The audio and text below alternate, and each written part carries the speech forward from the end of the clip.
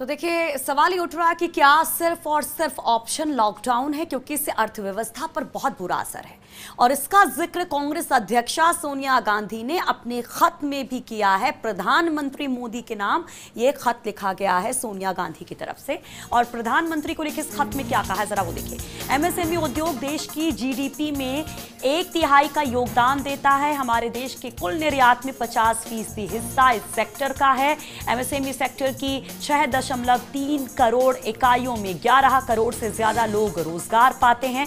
आर्थिक संकट में बगैर मदद के ये सेक्टर बर्बादी की कगार पर है।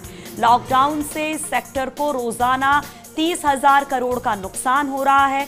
कोरोना से लड़ाई में अर्थव्यवस्था की समस्या पर तत्काल ध्यान देने की जरूरत है और इसको लेकर कई सुझाव यहां पर दिए गए हैं केंद्र सरकार को एक बार फिर से। और इस खबर पर हमारे साथ हमारी सहयोगी अदिति जुड़ गई। अदिति, एक बार फिर से एक खत और इस खत में फिर से सुझाव। इन सुझावों को देखिए तो वो सबसे बड़े पॉइंट्स क्या लगते हैं आपको जो यहां पर फिर से कांग्रेस को स्ट्रॉन्ग करेंगे या फिर केंद्र सरकार को थोड़ा सा सोचने पर विवश करेंगे? पिछली बार भी जब सोनिया गांधी ने चिट्ठी लिखी थी तो उसमें मुख्य 6 पॉइंट भेजे गए थे जो एक तरफ से बदलाव की बात कही गई थी कि इस तरह के बदलाव जो पूरी कार्यशैली है लॉकडाउन के दौरान या कोरोना क्राइसिस में वो किए जाने चाहिए।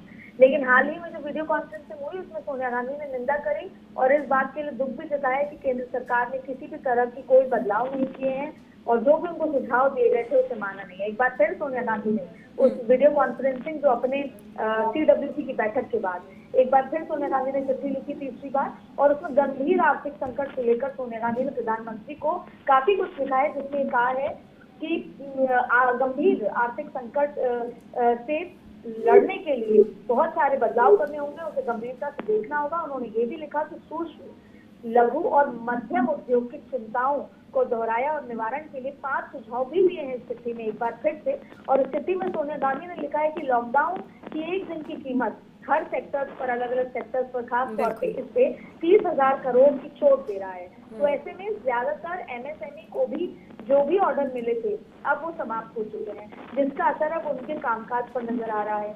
MSME में 11 करोड़ लोगों का रोजगार जुड़ा हुआ है, लिहाजा आर्थिक संकट के इस दौर में इस सेक्टर की बुरी हालत है। तो इस MSME लघु सूक्ष्म उद्योग जो है इस पर फोकस करते हुए सोनिया गांधी ने प्रधानमंत्री को 5 सुझाव लिखे हैं कि क्या कुछ होनी चाहिए। और ऐसे में एक बार फिर सोनिया गांधी ने केंद्र सरकार को ये बताया है कि वो इस कोरोना की लड़ाई में बहुत कुछ ऐसा है जो नहीं देख रहे। और सोनिया गांधी ने जब एक दिन देश को संबोधित किया था तो उसने कहा था कि मैं हर चीज में, हर घड़ी में और खास तौर पे कोरोना की लड़ाई में देश के लोगों के साथ खड़ी हूँ।